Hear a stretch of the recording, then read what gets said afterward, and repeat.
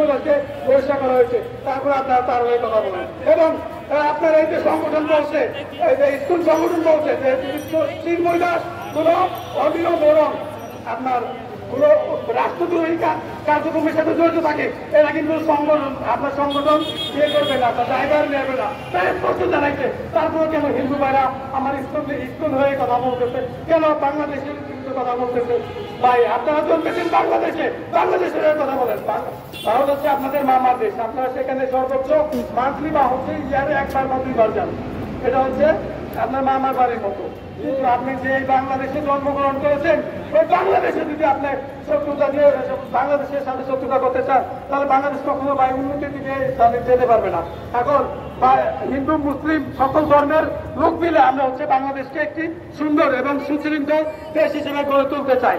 এবং আমি অন্তর্বর্তী সরকারের কাছে আবেদন জানাচ্ছি যে হচ্ছে এই যেসব সন্ত্রাসী ইসকনের সাথে জড়িত আছে এবং যেসব লোক ইসকনের হয়ে কথা বলতেছে, আওয়ামী লীগের হয়ে কথা বলতেছে, তাদেরকে দ্রুত চিহ্নিত করে গ্রেফতার করা হোক। এবং আপনারা দেখেছেন যে রিসেন্টলি একটা ইসকনের মিছিল হয়েছে, সেই মিছিলে একজন বলে উঠছে জয় বাংলা জয় বঙ্গবন্ধু। ভাই এটা কি হচ্ছে স্কুলের, এটা কি স্কুলের কোন লোগো? এটা কি স্কুলের লোগো নাকি ওদের প্রতিবাদ সভা? তাকে জয় বাংলা জয় বঙ্গবন্ধু বলবে। এটা আমি হচ্ছে আমার হিন্দু ভাই বোনদের কাছে মেসেজ দিতে চাই, ভাই আপনারা হচ্ছে যেসব জঙ্গি এবং হচ্ছে সন্ত্রাসী সংগঠন আছে তাদের বিরুদ্ধে রুখে দাঁড়ান। আমরা হচ্ছে বাংলাদেশি মানুষকে বাঁচতে চাই, এটা আমাদের জন্মভূমি, আমরা এই বাংলাদেশ জন্মভূমিকে ভালোবাসবো। এই বলে আমি আমার বক্তব্য শেষ করলাম। ধন্যবাদ সকলকে।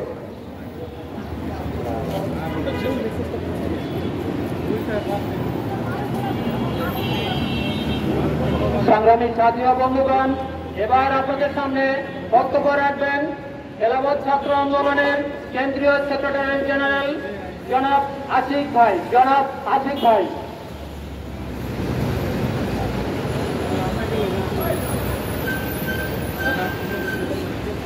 حامدا ومصليا ومسلما اما بعد فاعوذ بالله من الشيطان الرجيم بسم الله الرحمن الرحيم ولا تهنوا ولا تحزنوا وانتم الاعلون ان كنتم مؤمنين صدق الله العظيم وصدق رسوله النبي الكريم ونحن على ذلك من الشاهدين والشاكرين والذاكرين والحمد لله رب العالمين। প্রিয় উপস্থিতি, আপনারা জানেন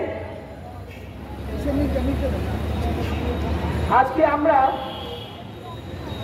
এখানে যে লক্ষ্য ও উদ্দেশ্য নিয়ে দাঁড়িয়েছি, প্রিয় উপস্থিতি, আজকে বাঙালি নাগরিক, বাঙালি দেশপ্রেমী জনগণ ব্যথিত এবং ভারাক্রান্ত।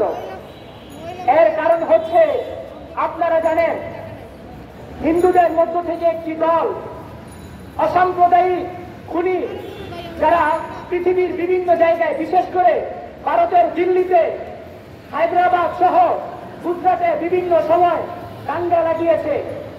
তারা চায় একটা রামরাজ্য প্রতিষ্ঠা করতে, তারা চায় একটা হিন্দু রাষ্ট্র প্রতিষ্ঠা করতে। তারা রামরাজ্য প্রতিষ্ঠা করুক, আমাদের কোনো সমস্যা নাই, তারা হিন্দু রাষ্ট্র প্রতিষ্ঠা করুক, আমাদের কোনো সমস্যা নাই।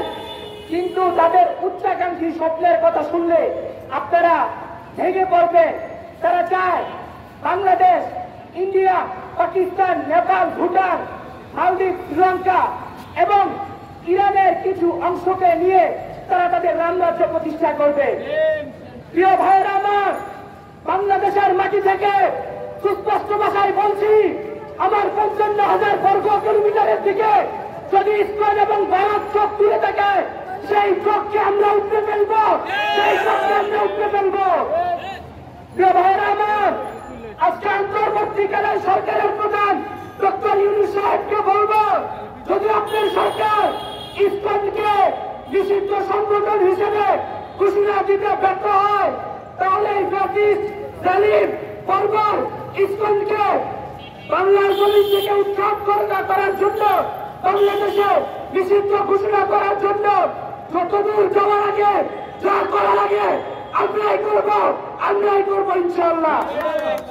প্রিয় ভাইরা আমার, এই মাটি আমার মায়ের মাটি। শাইখুল হাদিস আজিজুল হক রহমাতুল্লাহি আলাইহি, হাফিজ হুজুর রহমাতুল্লাহি আলাইহি বলেছেন, বাংলাদেশের 55,000 বর্গ কিলোমিটারের প্রতি ইঞ্চি মাটি আমার ভদ্রার বাটি। প্রিয় ভাইরা আমার, কিছুদিন আগে আপনারা দেখেছেন এদেশে হিন্দুরা তাদের মন্দিরে যখন মুসলমানের মাইক থেকে আজান হতো, তারা তাদের মন্দিরের আওয়াজ বন্ধ করে মুসলমানদেরকে আজান নামাজের সুযোগ করে দিত। ঠিক তেমনই ভাবে মুসলমানরাও হিন্দুদের ক্রান্তি লগ্নে, হিন্দুদের সুস্থভাবে মন্দির পাহারা দেওয়ার মতো দৃষ্টান্ত স্থাপন করেছে। আমরা হিন্দু বুঝি না, আমরা বৌদ্ধ বুঝি না, দল মত নির্বিশেষে আমরা সকলে